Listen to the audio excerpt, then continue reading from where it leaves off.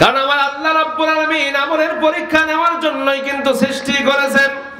দুনিয়ায় কয়টা গাড়ির মালিক হলে, কয়টা বাড়ির মালিক হলে, কয় বিঘা জমির মালিক হলা, আর কয়তলা বিল্ডিং করলা, প্রতিযোগিতা করলা মানুষের সাথে।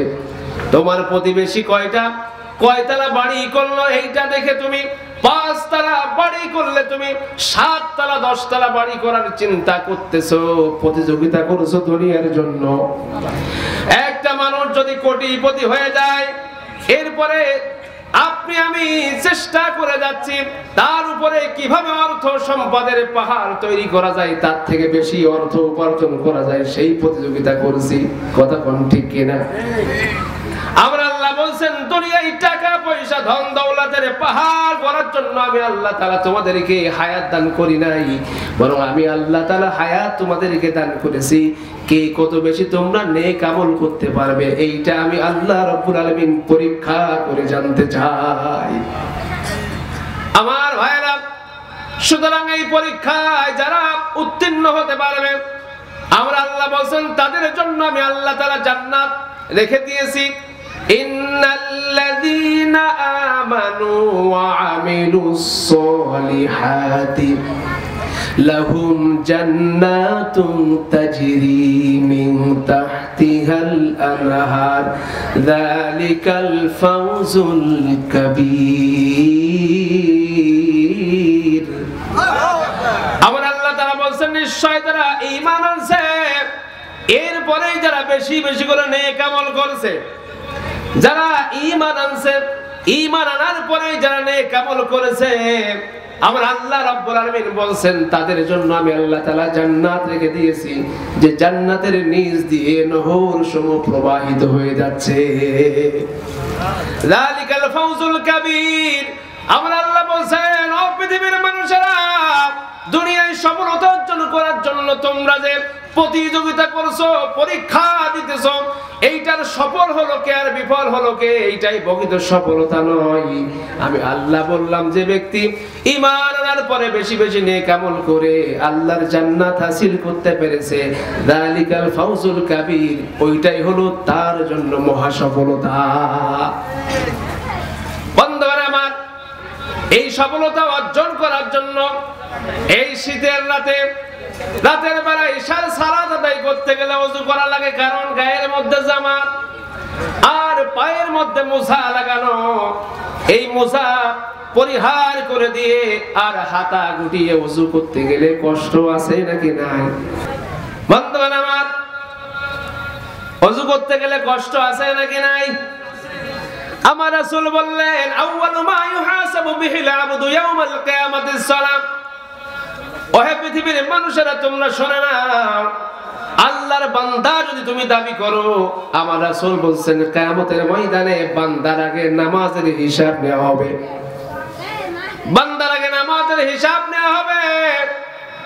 দুনিয়ায় তুমি যদি নামাজটাকে সঠিক করতে পারো, এই যে কঠিন শীতের ভিতরে ফজরের সময় ওযু করে যদি তুমি জায়নামাজ পেতে সুন্নাত বাড়িতে আদায় করে মসজিদের মধ্যে গিয়ে ফরজ আদায় করে এরপরে তুমি মসজিদ থেকে বের হতে পারো, তোমার নামাজের হিসাবটা আল্লাহ রাব্বুল আলামিন যদি সহজ করে দেয়, বাকি হিসাব কিন্তু আল্লাহ তাআলা সহজেই করে দিবেন। অনেক মুসলমান আছে নামাজ পড়ে না, ধর্মীয় অনুভূতি ভিতরে আছে, ইসলাম অনেক ভালোবাসে পছন্দ করে, কিন্তু নামাজ পড়তে পছন্দ হয় না, ঠিক না? নামাজ পড়তে ভালো লাগে না, কারণটা হলো নামাজ পড়তে গেলে একটা নিয়ম, একটা ফর্মালিটি মেইনটেইন করে চলতে হয়। ও ভাইরা, করোনা ভাইরাসের সময় হাজার হাজার মানুষ মারা গিয়েছে, কিন্তু আপনারা লক্ষ্য করে দেখেছেন কিনা, যারা নামাজ আদায় করেছে ঈমানদার মুমিন মুসলমান, তাদের কিন্তু করোনা ভাইরাস আক্রমণ করে নাই। আল্লাহ রাব্বুল আলামিন যে পুরা নামাজ আদায় করে না নিজের জীবনের নিরাপত্তার জন্য, একবার আবদ্ধ ঘরের মধ্যে থেকেছে, ওইগুলাকে আল্লাহ তাআলা করোনা ভাইরাস দ্বারা আগে আক্রমণ করেছে। কারণ যারা 5 ওয়াক্ত নামাজ আদায় করে, ওদের নামাজের ওযুর কারণে রাসূলের হাদিস, সমস্ত অঙ্গ প্রত্যঙ্গ থেকে সব গুনাহগুলো যেমন ঝরে যায়, ঠিক তেমনি ভাবে পরিষ্কার পরিচ্ছন্নতা থাকার কারণে করোনা ভাইরাস তো দূরের কথা, আগামী দিনে যত ভাইরাস আসুক না কেন, কোন ভাইরাস কিন্তু কোন ঈমানদার মুসলমানকে আক্রমণ করতে পারবে না। টাকলা নাসিম বলেছে তখন করোনা ভাইরাসে, এরকম আরো বড় বড় নেতা বলেছে, ধর্ম প্রতিমন্ত্রী আব্দুল্লাহ, যেটা আমাদের প্রিয় শায়েখ ডক্টর মিজানুর রহমান আজহারীকে দেশ থেকে তাড়াবার জন্য সংসদের মধ্যে আইন পাশ করতে চেয়েছিল। আল্লাহ বলেন, ডক্টর মিজানুর রহমান আজহারীকে বাংলাদেশ থেকে বিতাড়িত করার জন্য আইন পাশ করতেছ, আর আমি আল্লাহ তাআলা আসমান থেকে তোমাকে এই জমিন থেকে বিদায় করার জন্য আইন পাশ করে জমিন থেকে বিদায় করতে চেয়েছি। বন্ধুগণ আমার, এইগুলা কিন্তু এসির মধ্যে থাকতো, এসির ভিতরে থেকে ওদের জীবনের সিকিউরিটি নিরাপত্তা দেওয়ার জন্য চেষ্টা করত। আমার আল্লাহ বলছেন, তুই তো নামাজ পড়িস নাই, তুই তো আল্লাহ তাআলা ইবাদতকারী নয়, এজন্য যত জীবনের নিরাপত্তা দেওয়ার জন্য চেষ্টা করো না কেন, জীবন আর মৃত্যুর ফয়সালা তো আমি আল্লাহর পক্ষ থেকে হয়। জীবন আর মৃত্যুর ফয়সালা কি দুনিয়ায় না আসমানে? চিল্লাই বলেন কোথায়? একটা মিনিট আগেও মৃত্যু হবে না, একটা মিনিট পরেও মৃত্যু হবে না, ঠিক কিনা? ইজা জাজালুহুম লা ইস্তাখিরুনা সাআতান ওয়া লা ইস্তাকদিমুন। আমার আল্লাহ বলেন, মৃত্যু যখন এসে যাবে, একটা মিনিট আগেও তার মৃত্যু হবে না, আবার এক মিনিট পরেও তার মৃত্যু হবে না, ঘড়ির কাঁটা একটা সেকেন্ড এদিক ওদিক হবে না, যথা সময়ে তার মৃত্যুটা এসে যাবে। কুল ইন্নাল মাউতাল্লাযী তাফিররুনা মিনহু ফাইন্নাহু মুলাকীকুম সুম্মা তুরদ্দুনা ইলা আলিমিল গায়বি ওয়াশ শাহাদা। আমার আল্লাহ বলেন, নবী গো, আপনি বলে দিন, মৃত্যু থেকে পালাবার জন্য যদি কেউ সুড়ঙ্গ তৈরি করে আর 7 তবক জমিনের মধ্যে চলে যায়, অথবা আসমান ফুটো করে আসমানের ভিতরে গিয়ে কোথাও যদি সে আশ্রয় গ্রহণ করে, মৃত্যু থেকে পালাবার জন্য যদি চেষ্টা করে, আমার আল্লাহ বলছেন মৃত্যু তার সাথে সাক্ষাৎ করবেই করবে, এতে কোনো সন্দেহ নাই। এজন্য জীবন আর মৃত্যুর ফয়সালা আসে আসমান থেকে। চলে বলেন কোথা থেকে? জীবন মৃত্যুর ফয়সালা আসমান থেকে হয়। এজন্য দুনিয়াতে একটা মিনিট আগেও কারো মৃত্যু হবে না, এক মিনিট পরেও কারো মৃত্যু হবে না। আজকে রাত 12টা 1 মিনিটে যদি আমার মৃত্যু লিখে থাকে, হাজারো সিকিউরিটি আর নিরাপত্তা দিয়ে আমাকে কেউ বাঁচাইতে পারবে না।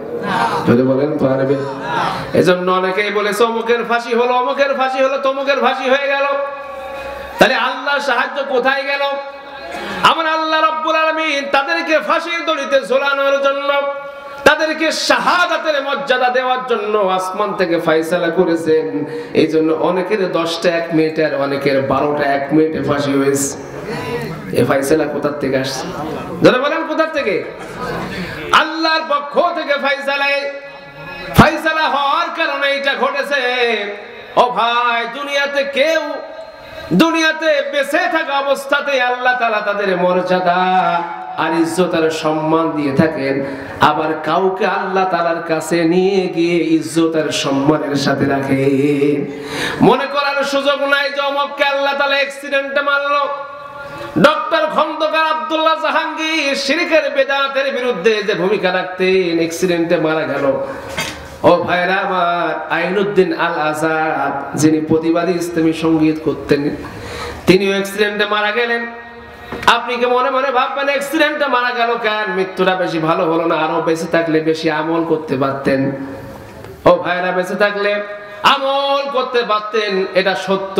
কিন্তু আমার আল্লাহ তাআলার পক্ষ থেকে ফয়সালা এসেছে, বান্দা দুনিয়ায় আগামী দিনে যে ফিতনা ফাসাদ আসতেছে, হয়তোবা তোর ঈমান আর আমলকে হেফাজত করতে পারবি না, আমি আল্লাহ তোকে আমার কাছে নিয়ে গিয়ে তোর ঈমান আর আমলকে হেফাজত করব। বান্দাগণ আমার, তাহলে আমরা যারা এখানে উপস্থিত রয়েছি, আমরা সবাই একসময় এখানে ছিলাম না, আসছি দুনিয়াতে, আবার এখান থেকে সবাই চলে যাব। আর চলে যাওয়ার পূর্বে আমাদেরকে বেশি বেশি করে নেক আমল করে যেতে হবে।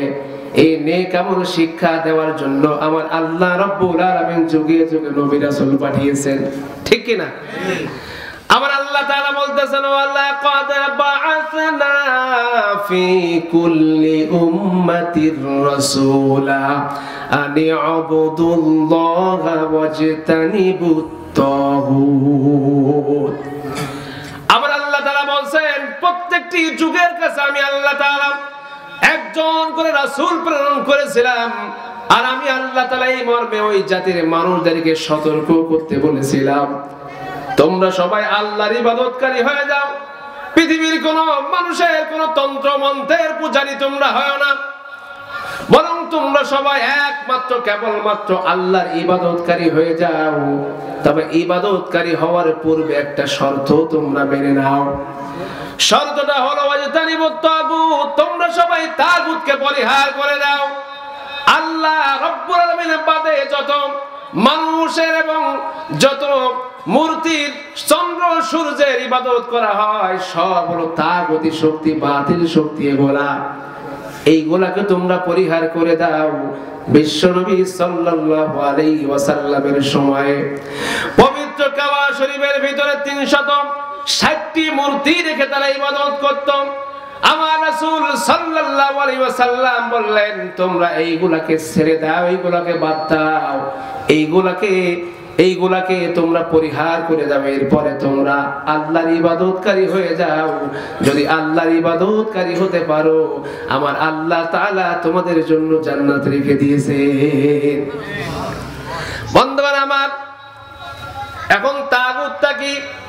আমার আল্লাহ বলেন নিশ্চয়ই কুফরি শক্তি হলো ওইটা, নিশ্চয়ই বাতিল শক্তি হলো ওইটা, নিশ্চয়ই তাগুতি শক্তি হলো ওইটা যারা নিজেরা ইসলাম মানে না, অপরকেও যারা মানতে দিতে চায় না, এইটাই হলো তাগুতি শক্তি। এটাকে পরিহার করে দাও। যারা তাগুতের পূজারী তারা আল্লাহর জমিনে আল্লাহর হুকুম চায় না, আল্লাহর দ্বীন চায় না। মানুষ অবাধে একেবারেই খোলামেলা পরিবেশ আল্লাহর জমিনে আল্লাহর দ্বীন পালন করুক, ইসলাম পালন করুক, এইটা যারা চায় না ওইটাই হলো তাগুতি শক্তি। তোমরা সবাই ওই তাগুতি শক্তিকে ছেড়ে দাও, এরপরে একমাত্র কেবলমাত্র আল্লাহর ইবাদতকারী হয়ে যাও। আমার আল্লাহর ইবাদতকারী যদি হতে পারো তাহলে না তোমাদের ইবাদতগুলো আল্লাহর কাছে পছন্দের হয়ে যায়। ও বন্ধুরা আমার, আমার নবী বিশ্ব নবী মুহাম্মদ রাসূলুল্লাহ সাল্লাল্লাহু আলাইহি ওয়াসাল্লাম যখন জমিনের মধ্যে আসলেন, আসার পরে দেখলেন মারামারি, কাটাকাটি, জেনা, ব্যভিচার, চুরি, ডাকাতি, ছিনতাই, রাহাজানি, এমনকি পথিকগণ নিরাপদে পথ চলতে পারে না, চুরি ডাকাতির আশঙ্কা থেকে যায়। এমন একটি পরিবেশে বিশ্বনবী সাল্লাল্লাহু আলাইহি ওয়াসাল্লাম আসলেন। যখন আস্তে আস্তে করে ওই সমাজের মধ্যে বড় হতে লাগলেন, বিশ্বনবীর বয়স হয়ে গেল 17 বছর। 17 বছর বয়স হলে বিশ্বনবী সাল্লাল্লাহু আলাইহি ওয়াসাল্লাম দেখতে পেলেন কিছু সুশীল ব্যক্তিত্ব, যারা সমাজের পরিবর্তন চায়, যারা সমাজের মধ্যে শান্তি চায়, চুরি ডাকাতি চায় না, জেনা ব্যভিচার চায় না, সমাজের মধ্যে সকল প্রকার অন্যায় জুলুম দূর করে দিতে চায়। এই সকল মানুষেরা মিলে একটি সংগঠন তৈরি করেছিল, যে সংগঠনের নাম দিয়েছিল হিলফুল ফুজুল। হিলফুল ফুজুল নামক সংগঠন তৈরি করলে সেখানে 5টি দফা এনেছিল, 5টি কর্মসূচি এনেছিল, সংবিধান রচনা করলো আর 5টি কর্মসূচি হাতে নিল। 1 নম্বর কর্মসূচি হলো এই মক্কার বুকে আমরা কোনো জালিমের প্রশ্রয় দিব না, মক্কায় কোনো জুলুম হতে দিব না। 3 নাম্বার, মক্কায় যারা মাজলুম অসহায় তাদের পাশে আমরা দাঁড়িয়ে যাব, যারা অসহায়, দুস্থ, দরিদ্র তাদেরকে আমাদের সাহায্যের হাত বাড়িয়ে দিব। মক্কায় যারা ব্যবসা বাণিজ্য করার জন্য আসবে তাদেরকে আমরা নিরাপত্তা দান করব, পথের মাঝে কোনো লুণ্ঠন আমরা হতে দিব না, কোন চুরি ডাকাতির প্রশ্রয় আমরা দিব না, আমরা ওগুলাকে শক্ত হাতে প্রতিরোধ করব। আপনাদের কাছে জানতে চাই এই 5টি কর্মসূচি ভালো নাকি খারাপ? জনে বলেন। মানে মাঝে মাঝে একটু সিসি করতেছে, একটু রিভাব বাড়ায়, একটু মানে রিভাবটা একটু কমায়, টোনটা একটু বাড়ায় দাও। বন্ধুগণ আমার,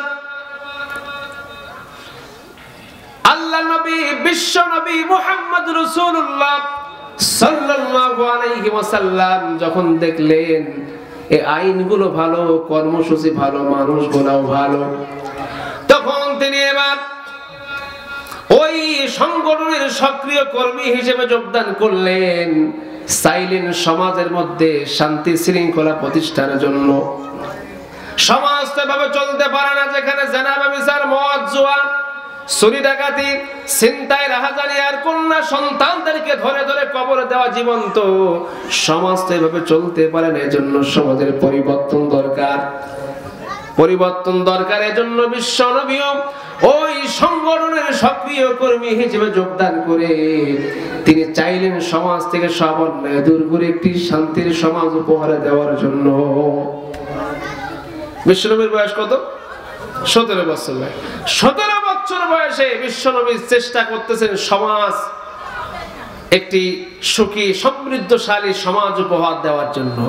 আমাদের তো 17 নয় 70 বছর অনেকের হয়ে যায়, কিন্তু সমাজের মধ্য থেকে অন্যায়, জুলুম, অবিচার দূর করে দিয়ে একটি সুখী সমৃদ্ধশালী সমাজ গড়া যায় কিভাবে, এই চিন্তা এখনো পর্যন্ত জাগ্রত হয় না। ঠিক কিনা? বন্ধুরা আমার, আল্লাহ নবী ওই মানুষগুলাকে সাথে নিয়ে আর ওই 5টি কর্মসূচি হাতে নিয়ে সমাজের মধ্যে শান্তি শৃঙ্খলা ফিরিয়ে আনার জন্য চেষ্টা অব্যাহত রেখে গেলেন। তিনি চেষ্টা করতে করতে কেটে গেল 23টি বছর। জোরে বলেন কয় বছর? 23টি বছর সময় কেটে গেল। দুঃখের বিষয় হলো সত্য কথা, 23 বছর পরে যখন তিনি জরিপ করলেন, জরিপে দেখতে পেলেন সমাজ থেকে এখনো পর্যন্ত বিন্দু মাত্র কোনো অন্যায় দূর করা যায় না, বিন্দু মাত্র কোনো অন্যায় দূর করা যায় নাই। আল্লাহ নবী, বিশ্ব নবী মুহাম্মদ রাসূলুল্লাহ সাল্লাল্লাহু আলাইহি ওয়াসাল্লাম তিনি হাল ছেড়ে দিলেন না, বরং একটু রাস্তা পরিবর্তন করলেন, ওয়ে চেঞ্জ করলেন। মক্কা থেকে 3 মাইল দূরে জাবালে নূর, ওই জাবালে নূরের সুউচ্চে একটি গুহা রয়েছে, যে গুহার নাম হলো হেরা গুহা। ওই গুহার মধ্যে বছরে একবার বিশ্বনবী ধ্যান করা শুরু করলেন কিভাবে সমাজের মধ্য থেকে সকল অন্যায়, অবিচার, জুলুম, অত্যাচার দূর করে দিয়ে একটি সুখী সমৃদ্ধশালী সমাজ উপহার দেওয়া যায়, জন্য তিনি ধ্যান করা শুরু করে দিলেন। ধ্যান করতে করতে আল্লাহ নবীর কাছে আল্লাহর পক্ষ থেকে একজন বার্তা বাহক ফেরেশতা এসে গেলেন, আর বিশ্ব নবীকে সূরাতুল আলাকের প্রথম 5টি আয়াত তেলাওয়াত করে শোনাইলেন। আল্লাহ নবীকে বললেন, ইকরা বিসমি রাব্বিকাল্লাযী খালাক। আল্লাহ নবী বললেন, মা নবী করি, আমি তো পড়তে জানি না, আমি তো কোন মাদ্রাসার ছাত্র নই, আমি তো কোন কলেজ ইউনিভার্সিটির ছাত্র নই, আমি তো পড়তে পারি না। আল্লাহ নবী 3 বার যখন এই কথা বললেন, অস্বীকার করলেন পড়তে। এবারে বিশ্ব নবীকে আল্লাহর ওই ফেরেশতা সজোরে আলিঙ্গন করে ছেড়ে দিয়ে বললেন, এ মুহাম্মদ, ইকরা বিসমি রাব্বিকাল্লাযী খালাক। আল্লাহ নবীর জবান থেকে এই সূরাতুল আলাকের প্রথম 5টি আয়াত উচ্চারিত হলো। প্রথমবারের মতো বিশ্ব নবী নবুয়ত প্রাপ্ত হলেন। ও ভাইরা, এইখানে আমাদের জন্য যে শিক্ষা রয়েছে সেটি হচ্ছে, আমার আল্লাহ তাআলা সর্বপ্রথম কিন্তু নামাজের কথা বললেন না, আমার আল্লাহ তাআলা কিন্তু রোজার কথা বলেন নাই, হজ যাকাতের কথা বলেন নাই। আমার আল্লাহ তাআলা বিশ্ব নবীকে সর্বপ্রথম যে আদেশ করলেন, ও আমার হাবিব, আপনি পড়ুন, ইকরা বিসমি রাব্বিকাল্লাযী খালাক। আপনার সেই রবের নামে পড়ুন যে রব আপনাকে সৃষ্টি করেছে। ঠিক কি না? আমার বন্ধুগণ, এখানে যে বিষয়টি আমাদের জন্য শিক্ষা রেখে গেলেন, আল্লাহ তাআলা শিক্ষা দিলেন, সেটি হচ্ছে আল্লাহ রাসূল সাল্লাল্লাহু আলাইহি ওয়াসাল্লামের উপরে সর্বপ্রথম বড় বড় ইবাদত, নামাজ, রোজা, হজ, যাকাত, এইগুলা কথা না বলে আমার রাসূলকে সর্বপ্রথম আমার আল্লাহ তাআলা আদেশ করলেন, ইকরা বিসমি রাব্বিকাল্লাযী খালাক, পড়ুন সেই রবের নামে যে রব সৃষ্টি করেছেন। এর মানে হচ্ছে কিয়ামত পর্যন্ত রাসূলের যত উম্মত আসবে সকল উম্মতের জন্য প্রথম ফরজ কাজই হলো আল্লাহর নামে পড়া, আল্লাহর নামে পড়তে হলে বাংলা পড়লে কি আল্লাহর নামে পড়া হয়? কথা বল। ইংরেজি পড়লে কি আল্লাহর নামে পড়া হয়? উর্দু ফারসি পড়লে কি আল্লাহর নামে পড়া হয়? আল্লাহর নামে পড়তে হলে তাকে আল্লাহর কোরআন পড়তে হয়, ঠিক কি না? পড়ো না কোরআন, কেন পড়ো না কোরআন? ওরে কপাল পোড়া মুসলমান, কপাল পোড়া মুসলমান, পড়ো না কোরআন, কেন পড়ো না কোরআন? পড়ো না কোরআন, শুধু পড়ো না কোরআন। পড়েছো ইংলিশ মিডিয়ামে, বাপের ডাকো তাই ড্যাডি নামে, ঠিক না? পড়েছো ইংলিশ মিডিয়ামে, বাপরে ডাকো তাই ড্যাডি নামে। সরি সরি বললে কি আর, সরি সরি বললে কি আর কবরেতে পাবে আসান। পড়ো না কোরআন, কেন পড়ো না কোরআন? পড়ো না কোরআন, শুধু পড়ো না কোরআন। ওরে কপাল পোড়া মুসলমান, সর্বহারা মুসলমান, পড়ো না কোরআন, কেন পড়ো না কোরআন? পড়ো না কোরআন, শুধু পড়ো না কোরআন, ঠিক না? শুধু কোরআনই পড়তেছে না, সব পড়তেছে। ইংলিশে পড়বো অসুবিধা নাই, কিন্তু বেসটা তোমার কোরআনের বেস দিতে হবে। বেস যদি তোমার কোরআন হয়, অর্থাৎ যদি তোমার জীবনটা শুরু হয় কোরআন শিক্ষার মাধ্যমে, ওই সন্তানটা বড় হয়ে কখনো পিতা মাতাকে গালি আর দিবে না, পিতা মাতাকে বৃদ্ধাশ্রমে পাঠাবে না, পিতা মাতাকে কখনোই কষ্ট দিবে না, মুখে মুখে তর্ক করবে না, সুন্দরী বউ পেয়ে পিতা মাতাকে কিন্তু ভুলে যাবে না। কিন্তু যদি আপনার সন্তান ডাক্তার হয়, উকিল হয়, ম্যাজিস্ট্রেট হয়, যদি আল্লাহর কোরআন কলিজার মধ্যে না থাকে, অবশ্যই হতে পারে এমন সন্তান যে সন্তানটার কারণে আপনি এক সময় বলতে বাধ্য হবেন, এই সন্তানটা জন্ম দিয়ে যেন বিপদে পড়ে গিয়েছি। কিন্তু আমরা দেখেছি একজন আলেম সন্তান কখনোই সে পিতা মাতাকে গালি দেয় না, পিতা মাতার কখনোই অভাব বুঝতে দেয় না, শীতের রাতে পিতা মাতাকে কষ্ট দেয় না, বৌমা সুন্দরী পেয়ে পিতা মাতাকে ভুলে যায় না, বরং পিতা মাতার যে সম্মান আর ইজ্জত আছে, এই সম্মান আর ইজ্জতের জায়গায় পিতা মাতাকে তারা রাখে, ঠিক কিনা? ও ভাইরা, এই যে একটা মাদ্রাসা, এই মাদ্রাসাটা এমন একটি ধর্মীয় প্রতিষ্ঠান এখানে তৈরি হয়েছে যেখানে আল্লাহর কোরআন দিয়ে তার জীবনের সূচনা করা হচ্ছে। এজন্য আপনাদেরকে বলবে, এমন প্রতিষ্ঠান যেখানে যেখানে আছে আপনার সন্তানকে সেখানে সেখানে আগে পড়াবেন, কোরআনটাকে কলেজের মধ্যে ঢোকায় দেন, এরপরে তাকে আপনি কলেজে নিয়ে যান, ইউনিভার্সিটিতে নিয়ে যান, কোনো অসুবিধা নাই, ডাক্তার বানান, ইঞ্জিনিয়ার বানান, সব কিছু আপনি করেন, কিন্তু আল্লাহর কোরআনটা সর্বপ্রথম কলিজার মধ্যে আপনি ঢুকায় দেন, তাহলে সন্তান নামাজি হবে, সন্তান আপনার মৃত্যুর পরে দুহাত উঁচু করে পড়বে, রব্বিরহামহুমা কামা রব্বায়ানি সগীরা। এই দোয়া যখন করবে সন্তান পিতামাতার জন্য, আল্লাহ রাব্বুল আলামিনের মাঝখানে আর ওই দোয়ার মাঝখানে আর কোনো পর্দা থাকবে না, বরং ওটা মুহূর্তের মধ্যে আল্লাহর দরবারে কবুল হয়ে যাবে। আর কবুল হয়ে গেল মানে আপনি দুনিয়া আখিরাত উভয় জাহানেই নাজাত পেয়ে গেলেন। সুবহানাল্লাহ। ও ভাইরা আমার, আপনার জানাজার নামাজ আপনার সন্তান পড়াবে, এটা আপনার কামনা থাকা দরকার। আপনি আমাকে ভাড়া করবেন জানাজা পড়ানোর জন্য, আপনি কবরের পাশে গিয়ে দোয়া করার জন্য আমাকে ভাড়া করবেন, দোয়া করব, অসুবিধা নাই, কিন্তু সর্বপ্রথম রব্বিরহামহুমা কামা রব্বায়ানি সগীরা বলার সাথে সাথেই কিন্তু আমার এই দোয়া আমার পিতা মাতার পর্যন্ত আগে পৌঁছে যাবে। এরপরে যদি বলি, আল্লাহ যে উদ্দেশ্যে এখানে আমাকে আনছে, যার উদ্দেশ্যে আনছে, আল্লাহ তুমি তো আলিমুম বিজাতিস সুদূর, তুমি তো অন্তরের খবর রাখো গো মালিক, এই ব্যক্তির পিতা মাতার কবরটাকেও তুমি জান্নাতের বাগান বানাও। আমি তো ভাড়াইটে হুজুর, আর আপনি তো অরিজিনাল হুজুর হবেন যদি সন্তান। আমার দোয়া কবুল হতেও পারে, না হতে পারে, তবে লাভ আছে আমার আপনার বাড়িতে কিছুক্ষণ পরে গোশ পোলাও বিরিয়ানি খাওয়া যাবে।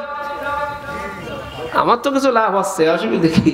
দাওয়াত দেবেন বেশি বেশি, আমরা দোয়াও করবো, ভালো মন্দ খাবো, কারণ আল্লাহ এগুলো ফাইসালা করেছেন আমাদের জন্য, ঠিক না? এগুলো আল্লাহ আমাদের জন্য ফাইসালা করেছেন। কিন্তু আপনি পিতা হিসেবে আপনার দায়িত্ব কর্তব্য যেটা, সেটা হচ্ছে আপনার সন্তানকে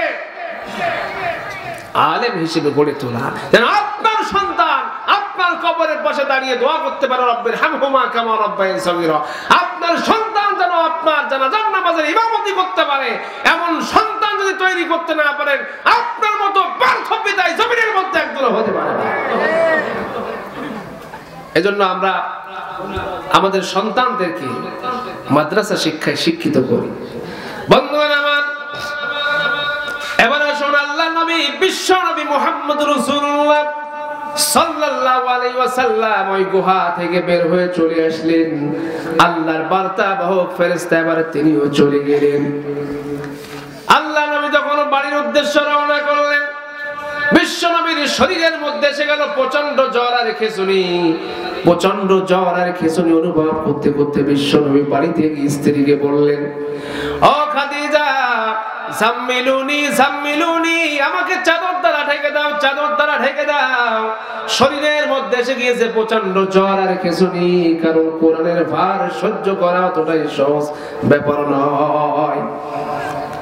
আল্লাহ বলেন, ওয়ানসালনা হাযাল কুরআন আলা জাবালিন লারাইতাহু খাশিআম মুতাসাদ্দিআন।